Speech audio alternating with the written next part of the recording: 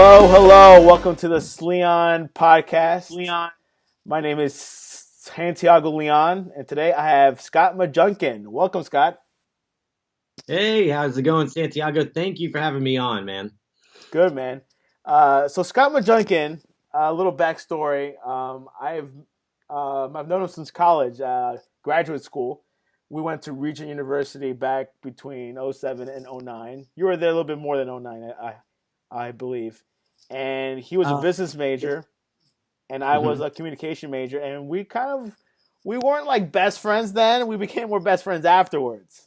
Yeah, yeah. I think throughout, like, as life kind of took off, you and I developed a deeper friendship, and it's been cool. It's been cool. I think it's Yeah, been about 10 years, man. 10 years. it'll be You 10 believe that? years. Yeah, this year, 10 years that we started Regent, Yep. and It's crazy. um, and we graduated during like the recession time. So, Yeah. so, so Scott, tell me a little bit about yourself since Regent. Okay, so well, you kind of prefaced it pretty well. You talked about the recession. So, graduated the winter of '08, '09. It was like that. And so we all know the recession hit late '08. And I was working for an architect, great guy. But, it's here in Hampton Roads, and, contracts dried up, military contracts. And that's a lot of what this economy around here is based off of. And so I didn't know the adventure that was ahead of me at that time. So after Regent, had my shiny new MBA, was doing marketing for and business management for this architecture firm, um, and did some really cool stuff. But '08 happened, and so I started consulting some more and more. I went into the marketplace with the intention of becoming like a turnaround management consultant. I wanted to help businesses that were hurting improve themselves, like turn the business around and become profitable. And that's where I wanted to take my career. So started networking, got in with made some really good relationships, and here in Hampton Roads. And I moved to Austin, Texas, there for a time. I think that was like 2011 or 12, and spent about 2 years there. Did marketing for a technology company. Did some consulting for branding, marketing, and really, really, uh, continued down that path. Eventually, I made my way back here. Did branding. I was running a marketing branding company for this larger company. Anyway, so that's kind of like the career side of it. The emotional, personal side of it is that it was really hard, man. It was really hard. A lot of people in the statistics show people, millennials such as ourselves, who graduated at that time, faced a really, really tough economy. And a lot of the assumptions that we had going into the market, into the workforce, turned out to not be true for people such as you and I. The lack of experience. All the companies were contracting during that time, and suddenly there wasn't that much demand for a MBA. People without years and years and years of experience. And so what I learned during that time was this concept of validation. But I can go into that a little bit later in this podcast. But it really, seeking validation from other people and seeking validation from institutions turned out to probably be my biggest mistake going into the workforce. But in turn, it has fueled what I'm doing right now. And I think, what I'm doing right now is just flourishing, it's blossoming, and the message is getting out there. And but that's kind of what's happened since Regent until today. A lot of trials, a lot of ups and downs, a lot of entrepreneurial thought, um, and a lot of life lessons learned. So, as you can see, as we've been communicating throughout this podcast, Scott has launched a new startup or a new Yep. company, and it has. How I defined it is like wellness coaching. Would you think? Nope. Okay. No. Well, please explain to us what it is. So so this journey that I've been on has been an incredible one. And really where I am today is the result of the cumulative experience that I've had throughout my career so far. And what I've been able to see was the positive benefits that executives get whenever they are coached and mentored, right? But professional like coaching and mentorship, that is kind of an elitist thing right now. It's very expensive. It's time consuming. People who generally can get that type of um, uh, interaction with someone is it's not accessible for a lot of people, and that was a thought that I had back in 2009, and ever since then I've been working on this idea of how can we make online coaching accessible to the normal people, for the rest of us, not just the elite. And over time, working with businesses locally here, I've been able to kind of refine that concept on down. So right now, what we have is I have formed a company called Achievely. I have what we do is we create online classes that specifically are focused on what's called vertical development of employees. So we can look at it in two ways. And I say vertical development, that is the development of a person, who that person is, the lens throughout they see the world, and develop a person that can become a complex thinker to handle the future that's coming, and to raise up leaders that can actually handle this future that is complex and global and all this stuff. Additionally, so we create these courses, but we also have an online platform that makes these online courses available to employees at a very low cost. And then on top of that, I do host a series of workshops for employees on how to design their life. We use design thinking, innovation methods to actually create a life that they can't wait to live. And also, I provide coaching and consulting services to management so that they can understand their young millennial workforce a little bit better. How can they manage them? How can they get the most out of their workforce? And so all of these things kind of combined are really centered around helping as much as possible young millennials to be very proactive in their life. And it applies the main lesson that I've learned in my career, which is seeking validation. I went into the MBA program. I went into the workforce kind of thinking that I was already validated. I was seeking academic validation from this institution to bestow upon me and say I'm worth, something in the workforce. I looked to bosses, I looked to paychecks, I looked to status symbols, and all of those things were very empty until I learned I have to own my life. I have to be responsible for every decision that I make. And it wasn't until I learned how to actually own my life and take complete ownership over my decisions, and also live with the positives and the consequences that come from those decisions. And it's that one concept that is prevalent throughout everything that I do. And so far, I've been able to help Chick-fil-A restaurateur. We're building we're building a Achievely platform for a home community development in Dallas, and we're also talking to several other companies on how we can integrate this message into how they hire, how they train, how they develop and retain a young millennial workforce.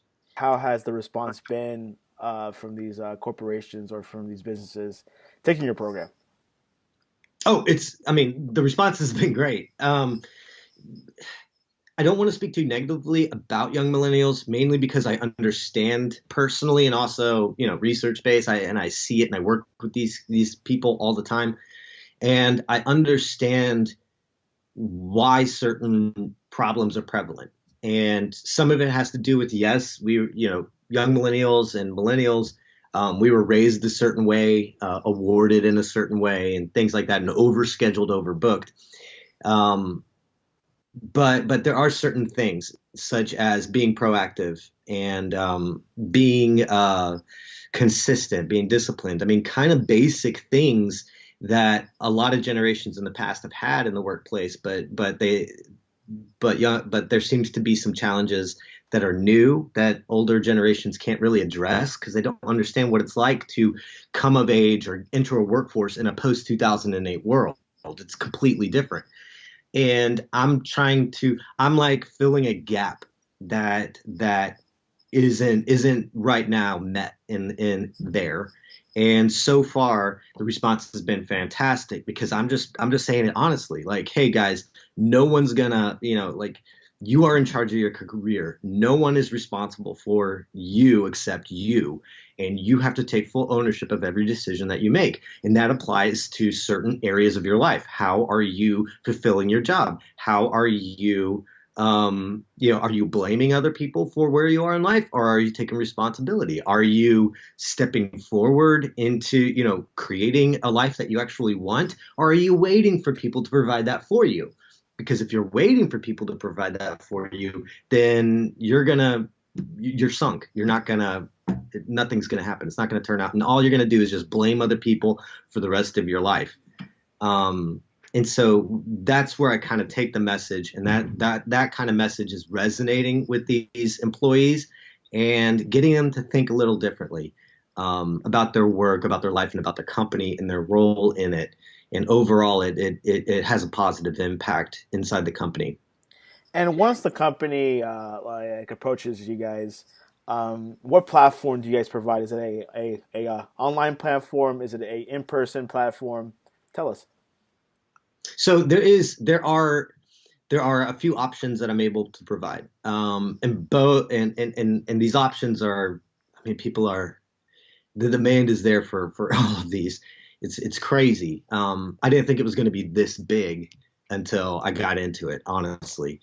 But so there is an online course platform where we can host videos in an online course format. So if you want to do distributed or blended learning to a diverse workforce of 12 or more at a low cost, then we can provide that. We can do pre-made courses, so if you have a coach that you're already working with and you want, their coaching material provided to your employees, we can do that. We're already doing that. Or if you want custom content created, we have course developers, media, production, film, editors. I mean, we got the whole thing, everything in-house, and we can develop a awesome, very well produced, media-centric online education experience to your employees. So the online education portion is there. Second, I can do in-person live workshops. Generally, they take place about, it's once a month, or maybe 2 times a month. I can do that for employees to where I work with management, kind of figure out the core challenges that they want me to address, and I can develop a workshop specifically for their people. And it continues out on a monthly basis. I also can work with management so I can help them understand how to manage a younger workforce in a better way, how to communicate, how to motivate, how to grow and retain better quality candidates. And I can also provide insight into how millennials think, if that's a demographic that a company kind of is pursuing at the moment. So there are several services that seem to be in demand that I've been providing, and the results have been really, really cool. Really good. And you could also provide any type of custom training for a specific company or business, right? Or is it pretty much all Yeah. generalizer? Yeah. I mean, anything that I do, I have some standard stuff that it's kind of a plug and play thing, or I can work and develop a custom curriculum or workshop or motivational speech format. But generally, as a rule, everything I do is not so much competency based training. I think that space is filled. Like, how do you make this mug? Like skills based stuff. Everything I do is based on the philosophy that only you are responsible for the decisions that you make in your life, and so I develop the people vertically. Interesting you say this because I've been doing a lot of research on McDonald's, how they started and everything. And on Mhm. YouTube, there is a McDonald's training video from the late 60s. And it's pretty much how to treat the customer with a smile. You got to have be in good attitude and being cleanliness. So this is, I mean, it's kind of similar to what you're saying. Um, but it's interesting how, you need training videos in the workplace. You know, Mhm. you need training videos within the company. What's the morale like? Is morale down? Where's the disconnect? You can't communicate with the millennial. This is great stuff. Well, yeah, I like that you brought up the training video. So again, we're going back to the horizontal competency-based training. That's been around since the Industrial Revolution, right? Like Yeah. cross training, negotiation, how do you make a burger, right? And that type of stuff has kind of worked up until this point. Right now, it's a younger workforce. The reason why I focus so much on the younger workforce is because their perspective is so different. And pretty soon we're going to have the workforce is going to be filled with centennials, people who are younger than millennials. Right now they're like 16 or 17 right now, but we got to start thinking about them. And the research is showing is that they are more entrepreneurial with their careers. And so what that means is, yes, they're going to be entrepreneurial, but entrepreneurial in the sense that they're going to look at a position and say, what can this position do for me in the future? Right? How is this career, how is this position going to make me more valuable long term? So jobs have kind of turned in, instead of like a long term thing, they become something like a tour of duty, right? Like I go to this company, I'm going to spend some time here, gain this experience, and then I'm going to move on. And the reason why they have this kind of perspective is because around 2008, the time whenever we started the workforce, they were young and they watched their friends and family go through the pain of 2008. And during that time, companies they started laying people off, the economy contracted, things got a little tougher, retirement went away, and so young millennials feel insecure about the workforce, and so there is very little trust that they're going to stay with the company long term. So whatever company they're going to be with, they want to know what's in it for me. What can I do, right? And yeah, there's a whole lot of emotional stuff about like I want to have meaning in my job and stuff, but really, really deep down, companies have to think to themselves, what does my company uniquely provide to a younger workforce? And and this makes that competency based training that's been around forever kind of irrelevant, because not irrelevant. I mean, everybody still needs to know how to do their job well, but it's not going to attract and retain the best and develop the best because everybody gets that competency based stuff. What the future of this employee development needs to include is vertical development, and that's going to do several things. A company is going to be able to say, look, you join my company, I have a tool, I have a way to provide you to help you become a better person. Not only are you going to be paid reasonably well, and you're going to have all those benefits, but you're also going to develop as a person. You're going to leave here thinking differently, being better, right? And that's an attractive offering, especially to these young millennials.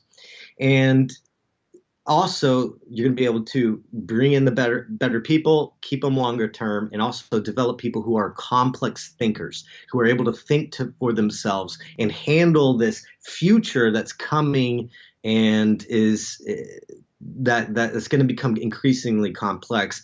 And we can't have those complex thinkers if we're only focused on the skills based competency based training as we have in the past. Where do you want to see this company in 5 years?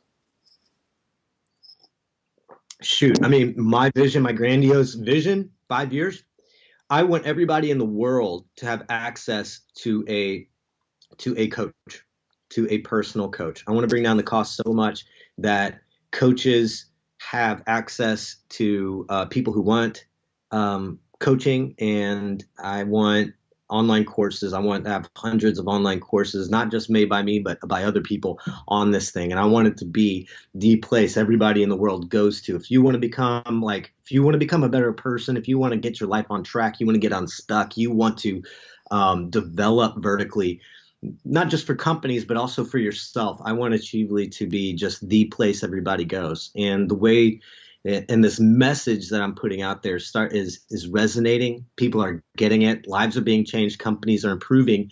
And I really think big things are in store for this. So all I care about right now is not so much like, hey, let's make a whole bunch of money. What I care about right now is helping people figure out how to prosper in this post 2008 world, in this modern world.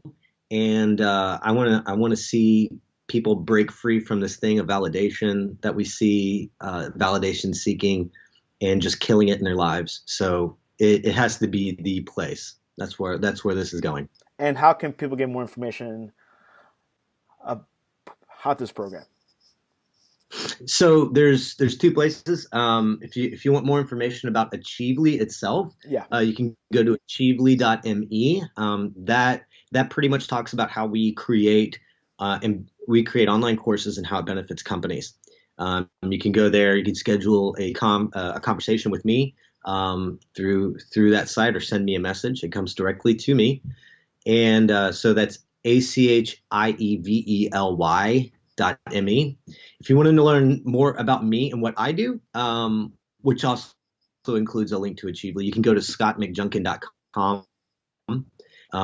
Everything that I'm doing and I'm building is there. So you spell McJunkin, McJunkin, so .com. Now down to the personal side of things. Who is your favorite entrepreneur? Oh gosh. I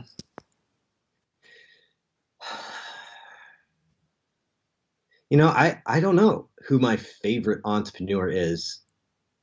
Um, I mean, as someone that's kind of in the online learning space, I really respect Amy Porterfield very well. If you ever look her up, she's awesome. The way that she delivers her content and takes care of her customers, it's fantastic. Um, then you get the stereotypical guy, Elon Musk. He's just so far out there, and he's just making things happen. You can't help but respect him. Um, that's about it. I've always had a respect for a guy named Evan Baer. He created Outbox, and now he's in charge of Able Lending. And it's just been fun to watch them. What is your favorite business book? Relentless by Tim Grover. Tim Grover was the trainer for Michael Jordan. And he's also trained a lot of other athletes. And he just talks about what it takes to be at the top of your game. Not just a closer, but what's called a cleaner, a guy who's always on top, always performing, regardless of if it's a clutch situation or not. And it's fantastic. I listen to that book all the time. Also, Outliers. You always got to love Outliers by Malcolm Gladwell. Listen to that one all the time too. Interesting you say that, because we had a guest a couple episodes back, and he was the trainer for Dwight Howard. So it's interesting these trainers come back again in the mix. What would you tell your 15-year-old self? Oh gosh, that's a great question. 15-year-old self would say, I would tell myself, hey man,